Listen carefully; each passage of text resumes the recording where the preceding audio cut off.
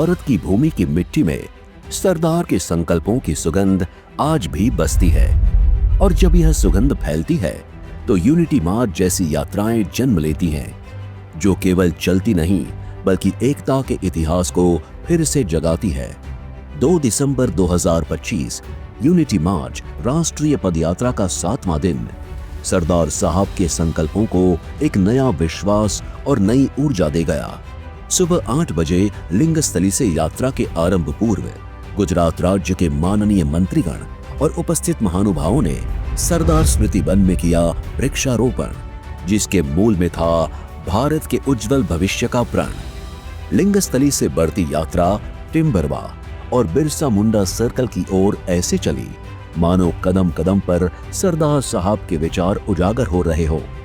तत्पश्चात यात्रा पहुंची साडली, जहां संपूर्ण वातावरण सरदार गाथा की ध्वनि से ओतप्रोत हो उठा। इस भव्य क्षण में जुड़े देश के आदरणीय रक्षा मंत्री श्री राजनाथ सिंह, पंजाब के माननीय राज्यपाल श्री गुलाब चंद कटारिया, उत्तराखंड के माननीय मुख्यमंत्री श्री पुष्कर सिंह धामी, केंद्रीय मंत्री श्री मनसुख मांडविया और साथ ही गुजरात के मंत्रीगण, जिन्होंने इस यात्रा को एक अलौकिक गरिमा प्रदान की। मैं बधाई देना चाहता हूं विशेष रूप से अपने नौजवान भारत सरकार के मंत्री खेलकूद और युवा विकास मंत्री श्री मनसुख मांडविया जी को, जिन्होंने सरदार पटेल के 150 वर्ष में युवाओं द्वारा जो राष्ट्रीय पद यात्रा निकाली जा रही है उसकी बखूबी जिम्मेदारी उन्होंने संभाली है। और जैसा मैं देख पा रहा हूँ, आपके राष्ट्रीय पद यात्रा की चर्चा केवल गुजरात की सीमाओं तक ही सीमित नहीं है, बल्कि हिंदुस्तान के कोने कोने में हो रही है। बहनों भाइयों, यह कोई सामान्य बात नहीं है।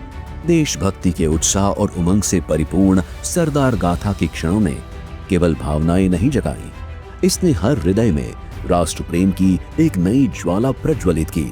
आज आप और मैं बहुत भाग्यशाली हैं कि जिस भारत के नक्शे को आज हम देख रहे हैं, उस नक्शे को इस रूप में देश के सामने लाने का सबसे सफलतम प्रयास अगर किसी ने किया तो सरदार वल्लभ भाई पटेल ने किया।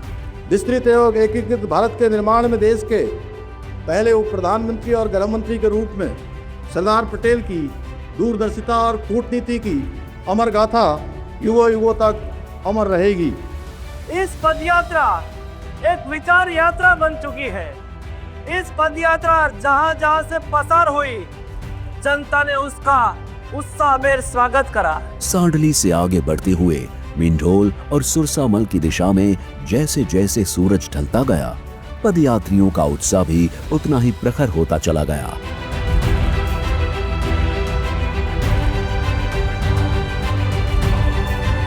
रात गिरते ही शिनोर का पूरा माहौल उत्सव में बदल गया। लोक डायरा की सुरों का तालमेल, विविध सांस्कृतिक प्रस्तुतियां और स्थानीय परंपराओं को प्रदर्शित करती प्रदर्शनी, ये सब मिलकर भारत की सांस्कृतिक समृद्धि और राष्ट्रीय एकात्मता का मनमोहक संगम बन गया।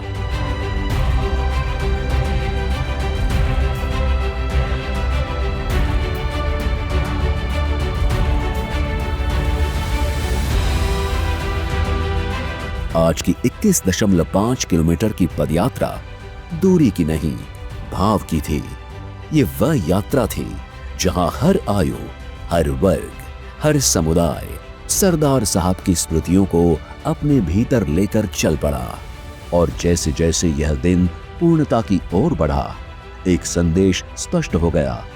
एकता सिर्फ आदर्श नहीं, वह भारत की धड़कन है और यह धड़कन हमेशा चलती रहेगी। कदम के साथ और तेज होता गया। जय हिंद, जय भारत, जय सरदार।